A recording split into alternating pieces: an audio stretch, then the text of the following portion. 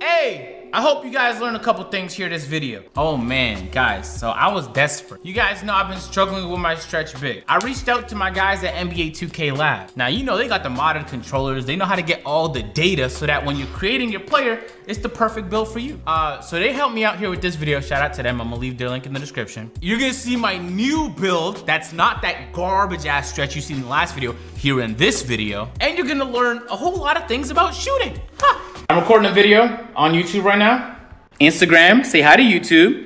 YouTube, say hi to Instagram. All right, man, this is what y'all wanted to see. My build is labeled a 3-level score. Now, I'm gonna keep it a beam with you guys. It's probably one of the more popular builds. If you hop on the park, you're gonna see a lot of people with this build on here. I think they have a very broad definition of what qualifies as a 3-level scorer, because I've seen some with attributes that look totally different than mine, but they're still called that, 3-level scorer. So the pie chart I chose was half slashing, half shooting, and then a little bit of defense and playmaking in the mix. Basically, the way that I built my attributes made it so that I have fantastic badges on my players. Can it drive? Yeah, 82 drive and layup, good shot close. Can it shoot? Of course, 82 3-point shot. There we go. The ball handling is decent, 77, which means that this player could probably speed boost if I get to a 99 overall. I have someone on my team with floor general. So maybe if I had takeover, so a little bit of a stretch, but the dribbling is solid on the player. The only thing that's lacking is the defense. You know what I mean? I guess my defense will make up for it, I don't know. The reason I was really excited about making the build though is because I have 20 finishing upgrades, 21 shooting upgrades, 17 playmaking, and of course the 1 defense. That's a lot of badges. My stretch big had a total of like 34. So I was struggling to shoot with the stretch big, like severely. And I thought for a while it was the jump shots because I was releasing them perfectly. These are jump shots I used in 19, 18, 17. I was trying it all. I was doing all the tests. I reached out to my guys at NBA 2K Lab, tried to get some information. Of course you talk. I'm talking with other players, seeing what works. This video, I'm gonna break down everything I learned because there's so much that's different this year. Everything is dependent on your badges, especially for the shooting builds. You can have a fantastic build, but until you get some badges like Hot Zone Hunter, Rage Extender, Quick Draw, Deadeye, you might not be able to shoot with that build. I need a towel. I have boxers on so you guys can't see. All right, first of all, caption this in the comments. This photo right here, it was in my last video. All right, so let's get started. This year, of course, Quick Draw plays a really big role. Previous years, we just assumed everybody would use what we now refer to as gold Quick Draw or the quick releases. But everything is so complicated. Look, NBA 2K Lab put out this tweet. Quick Draw impacts some jump shots more than others. We have added a show details link to the jumpers table to display jumper speeds at each badge level. One thing we've noticed is sometimes bronze Quick Draw does not speed up the selected jump shot at all. So not only did they change the way that we adjust the speed of the jump shots, it doesn't even affect every jump shot the same way. So it's like, God damn, we gotta learn everything for a new jump shot. It might not apply the same. And in the photo here, they use an example of Carmelo's release. And there's all kinds of data. There's the different release speeds and windows to green the shot. The windows look pretty consistent regardless of which quick draw you have on, but obviously the higher the quick draw, the faster your release goes off. But across the board, most jump shots have been slowed down or altered. If you were a fan of Base 11 or Aldridge, Base 9, Set Shot 13, which were really popular back in 2K19 and even 18, they're gonna feel different this year. And I think that's 2K devs going out of their way to patch the jump shots they knew everybody was abusing. Even though I don't see it as abuse,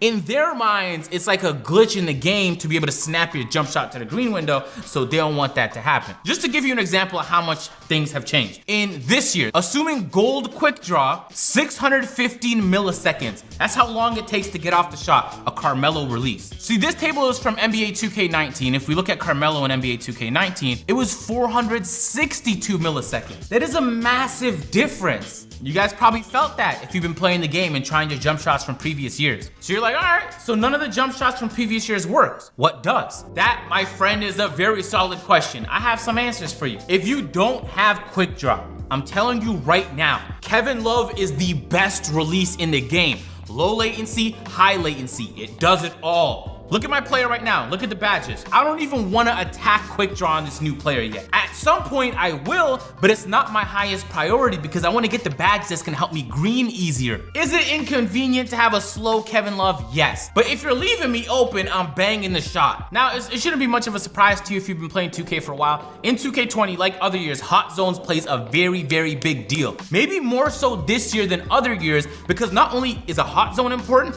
but you can attach badges to your hot zone so it's out of the park. out of the park. We're gonna get to the badges in a moment. Now, this again, shout out to NBA 2K Lab. They have a hot zone section here where for different 3-point ratings, they tested the make percentage when you have a hot, a neutral, or a cold spot on the courts. It really doesn't make too much of a difference in terms of the percentage. 3-4%, that's not nothing noticeable you're gonna see in the game. But we're gonna talk about in a moment why it's very important to develop those hot zones. Oh, we didn't finish talking about jump shots. How could I forget? No quick draw, easy. Kevin Love, I'm telling you. It works for my career, it works for Park. It's the jump shot I'm using right now on my new 3-level score. It's also very convenient because you don't need the jump shot creator. So you don't have to grind my career to December or January just to be able to use the jump shot you're comfortable with when you make a new build. It's right there, it's available, just download it. If you have gold quick draw and you're playing on low latency, base 49 with Curry is the best jump shot flat out in the game, period. Unfortunately, I don't have the luxury to play on low latency. You don't need me to tell you, maybe I should because it's been a while since I made a video like this. It plays a big role. Base 49 is a really good base this year. So even if you don't pair it with the Curry Release 1 and Release 2 with Gold Quick Draw, you'll be fine. There's gonna be plenty of combos you can make with Base 49. I don't wanna go into cause NBA 2K Lab has a whole bunch of premium content and I'm not trying to show off all the information because that's how they make their money, it's their business. But Base 49, I'm telling you right now, very solid build. It's been solid since 17, 18, 19, and now 2K20. If you have Gold Quick Draw and you need a high latency jump shot, I don't know. You had to tell me. All the tests I've done with Gold Quick Draw and high latency jump shots has been on my stretch big. And that build is horrible, so I'm not gonna use those tests as an indication of how effective a jump shot can be. I just won't. The same applies for Hall of Fame Quick Draw. But I'll tell you this, one of the bases that blew up out of nowhere this year, a lot of people are using Jump Shot 38. So whether you just use that straight up or you find a combo that you feel comfortable with, Jump Shot 38 is one of the most popular bases to start 2K20. So unless for whatever reason Mike Wang is playing discotheque and patches it anytime soon, you're gonna be very straight with that jump shot. Is it my cup of tea? Probably not. Would I rather have base 49?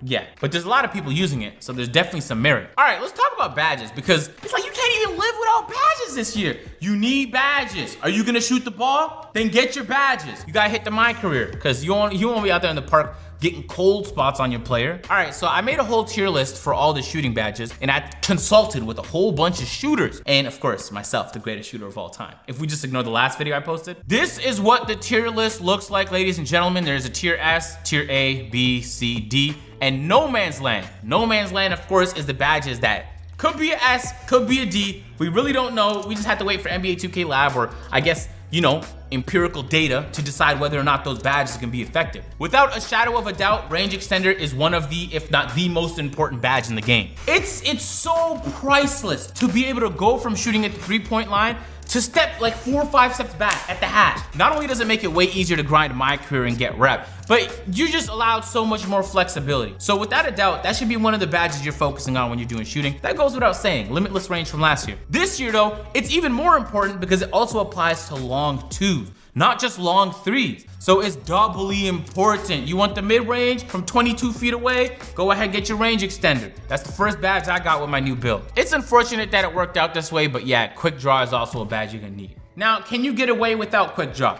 Yes. Is any decent team gonna give you enough time to be able to get a shot off that's 700 milliseconds long? No.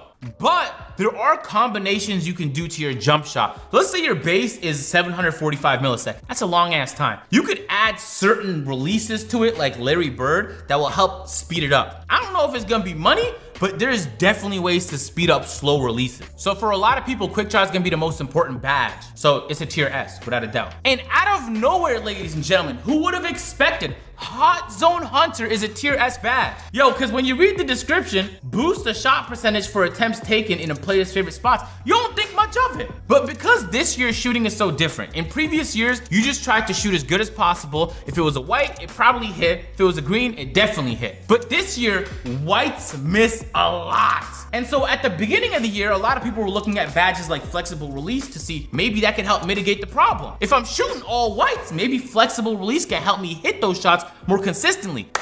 You couldn't be more wrong, ladies and gentlemen. Davis was telling me this since like day 2 and I didn't believe him at first. He's 100% correct. Hot Zone Hunter is one of the most effective badges in the game. You're gonna go from shooting all whites to greening all of that shit if you have your hot zone. The hot zones don't make a big difference, 64%, 64%, 64% if you have a 99 3-point shot. Like maybe we're looking at 8%, 4% differences between neutral to hot. But once you pair it with hot zone hunter, it's wraps. So I'm being very serious. That should be one of the first badges you get. One of the first badges I got. Now we're moving on to tier A, ladies and gentlemen. Tier A, of course. Starting off with catch and shoot. You're gonna catch the ball a lot, right? Do you want like a 20% boost to your shot when you catch it? All right, then just put on catch and shoot. That goes without saying, it's been in the game for a while. Same goes with Deadeye. Especially if you're a sharpshooter, you should most definitely be focusing on Deadeye. It helps you shoot contested shots more easily. If you're a taller player, maybe you don't need that help, but maybe it'll help make you even more lethal. Have you thought about that? It's kind of weird the way the shot contests register this year.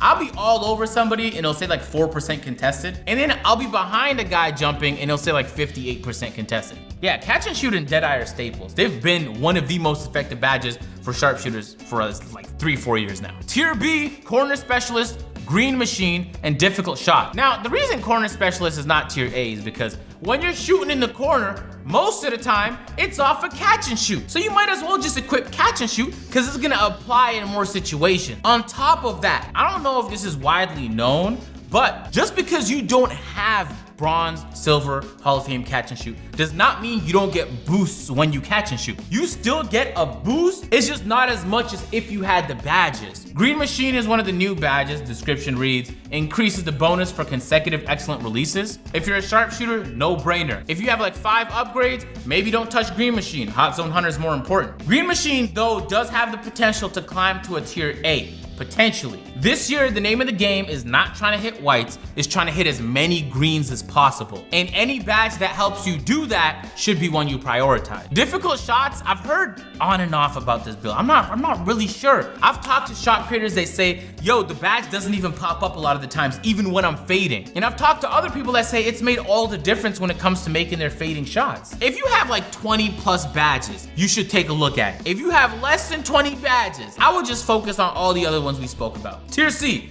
flexible release, tireless shooter, hot start, pick and popper. Pick and popper, obviously, because a pick and pop is a catch and shoot. Just get catch and shoot. Hot start is one of the new badges they added to the game, improves the player's shooting ability after making the first shot until a miss occurs. I'm not gonna lie to you, this has a potential to climb up there, but for all intents and purposes, I'd rather have Green Machine and Hot Zone Hunter. Tireless Shooter is the one I'm a little bit iffy about, because if you're playing Park, you're probably fine. You probably don't need it. But if you're dribbling OD and out of stamina a lot, or you're playing Pro-Am and so by the 4th quarter you're gassed, it could be a useful badge. I can't see a situation in which I'm getting it over anything that's tier B, A, or S, but it can be useful. I know a lot of people are asking for stamina buffs. There's a chance Mike Wang might adjust the stamina even more. And so if they do, then this badge is gonna be incredibly useless. But for now, we're gonna keep it at tier C. And probably the most important badge, because a lot of people have been asking questions about it. And shout out to NBA 2K Lab, because I reached out to them and I was like, yo, I have to know, because everybody's talking about flexible release. Can you get the data? That's exactly what they did, ladies and gentlemen. Flexible release is a tier C badge. Here's why. To test flexible release, we use a creative player to take corner threes at various timings. We took shots inside of the jumper's green window, as well as a 10 millisecond, 25, 40 millisecond outside the green window. To take these shots, we use a creative player using Curry's jump shot with a 75 3-point rating and shot corner threes. We use this player to test the make and green percentage for each badge level. To help you relate the timings, you can use the images below. Flexible release reduces the penalty suffered from mistiming jump shot releases. So when you initially hear that, you're like, all right, I'm not gonna mistime my jump shot. I don't need that useless badge. But then you play 2K20 and everything is all whites, especially before you get your badges, and you start thinking to yourself, hold on, flexible release might just be the greatest badge in the game. But once we look at this data here, it doesn't look like it. Now, the brown here is bronze, silver of course is gray, gold is gold, and purple is Hall of Fame. If you're shooting inside the green window, it's irrelevant. If you look carefully though, 10 milliseconds, 25, and 40. The worse you release the ball, the more helpful flexible release is. But if you're releasing the ball 40 milliseconds off the time, then I don't even want to play with you. Why are you a horrible shooter? So the thinking is if you have an all white, flexible release will help you hit the shot. But even when you look at the 10 millisecond graph here, if you have bronze, it makes a 1% difference. Silver, it makes a 2.5% difference. Gold is 7.5%, and Hall of Fame is 11.5. So if you spend 4 badge upgrades on flexible release, you have an 11% higher chance of hitting that shot. So let's say it's an all-white release, right? And there's a 70% chance it goes in, 30% chance it misses. 11.5 is a good bump, but there's still a chance you miss the shot even with Hall of Fame. Unless you're a very horrible player and you're actively shooting over 40 milliseconds off time, then you don't need flexible release. It can be useful. I can see situations in which it might be, but it had a lot of promise and it did not match up. I'm telling you right now, there's a lot of badges you want to get before flexible release. Unless something changes in shooting, which there's a possibility it might throughout the course of the year, a good possibility. The name of the game is not to hit whites, it's to avoid whites at all costs. And for those who don't know, depending on the jump shot you have, depending on the base that you have, some whites will hit more than others. So for example, the reason I love base 49 so much between 2K17, 18, and 19 is because it would green a lot. But even when it hit white, if it was an all white, it was money. And there was nothing more comforting for me knowing that even when I released that perfectly, if it showed up all white, it was banging. This year, that confidence does not exist. But still, the base does matter when it comes to these all whites. So if you notice you're getting more all whites than the next man and you got the same build as him, then there's a good chance you're release. It just might be your release. Tier D, we're talking about Steady Shooter, Clutch Shooter, Ice and Veins, and Pump Fake Maestro. Steady Shooter reduces the penalties for contested shots and bonuses for open shots. Mike Wang clarified, and I talked about it in a couple of videos, Steady Shooter does not look helpful. If you want to hit contested shots, focus on Deadeye. It's been proven over the course of all 2Ks, it's always been a useful badge in the game. Steady Shooter, on the other hand, gives you, you're not trying to miss open, are you? If you start missing open on my team, we're gonna have problems. Now, I'm a little bit hesitant putting Clutch Shooter this low on the list. My thinking is that it only applies to the last shot of the game. But if for whatever reason, let's say you're on the park and the score is 10-10, and then it triggers, so for the second half of the game, you're shooting lights out because of the badge, maybe it's a tier B. But we don't know enough about the badge. And honestly, I'm pretty pessimistic about it. If you have all these other badges that can help you green and stay hot, you got the hot zones, you're on fire, then you don't really need no Clutch Shooter. You're gonna be hitting your shots regardless. Ice in the Veins improves the player's free throw percentage during critical moment. That's why it's tier D. You don't even need me to explain that. And Pump Fake Maestro, what was it? Like do you have a better percentage chance after a pump fake? Why? Deep fades, slippery off ball, and volume shooter are all question marks. They could be ass, they could be amazing. I'm gonna try my hardest to take a look at volume shooter first. It was a badge that was in NBA 2K16 and everybody hated it, but they reintroduced it in 2K20 and it's a totally different badge. It just has the same name. Boost shot percentage as shot attempts accrue throughout the game. Especially if you're a sharpshooter, you're putting up 4 or 5 shots in the park, could be useful. It could most definitely apply on the Pro-Am where you might be putting up 10, 15 shots in a game. And deep fades. Ideally, I should put deep fades low on the tier list, but I'm so optimistic about the possibility of being able to hit high post fades with Hall of Fame range extender, Hall of Fame deep fades, and a pure sharp because you have like a 90 fadeaway. They gave you, so you might be Kobe this year. We're gonna have to wait and see. We just need people to play with it. So that's all the shooting badges in the game. Shout out to 2K Lab. They've been incredibly useful, and I know they're grinding right now to get all the information on all the other badges. But that's not all. They changed a lot about shooting this year. One of the things Mike Wang talked about on Twitter was the shot meter. This year, if you turn off your shot meter, you'll get boosts when you release the ball really well, but you'll also get penalized more when you release the ball poorly. So if you're very comfortable with your jump shot and you don't change it often, turn off your jump shot meter. I like it. It's a good concept. So far in practice, has been working really well. I haven't noticed any incredible boosts, but it's also, I don't have like a final jump shot yet. I'm using Kevin Love right now. NBA 2K Lab, though, uploaded this video titled, "Should I turn off the shot meter in 2K20?" So we're gonna take a look at it. The results are pretty clear, and as you can see by the graphic, Aldridge's green percentage went up 6.5%, and the make percentage went up 3.5% when perfectly timed, all right? So Melo's green percentage went up 6.5% as well, but the make percentage went up 4% opposed to Aldridge's 3.5%, also when perfectly timed, all right? Mike Wang's tweet, he said they would penalize you if you didn't time it right. So you really have to know your jumper and be comfortable with it. So it's not massive boost, but if you don't need the shot meter, just turn it off anyway. You know me, I've been saying for a while, if you want to shoot good in 2K, stop looking at your shot meter. If you develop a jump shot that gives you an easy cue on when you need to release the ball, then you're money. I don't look at my shot meter, I look at my player. So the second I find a jump shot I'm comfortable with, the first thing I'm doing is turning my shot meter off. I don't need it. You'll still know when you greened your release because it'll have a little splash onto your player. And this year, they give you more information on the shot feedback, so you'll know exactly how you perform. So you'll know how the jump shot did, you'll get that information and feedback. At the same time, you get the boost associated with not having the jump shot meter. So if you feel that comfortable with your release, that's an easy no-brainer. I'm gonna make a follow-up video once I find some good gold and Hall of Fame quick draw releases. I've been talking to other people and they've been giving me jump shots, so I'm gonna try those. I'm gonna try my own. I'm gonna try and find something that works. Problem is, I shoot in high latency. So if you guys are low latency, you live in like Washington, DC, or Virginia, right beside a server, it's not gonna really apply to you. I'm gonna do the test anyway because I wanna find the best jump shot. Hey, if you guys enjoyed the video, you found it helpful, you already know what to do. I don't even need to tell you, all right? But there are 4 videos on the screen. That's odd. There's only 3 this time. Huh. All right then. Catch you guys in the next one.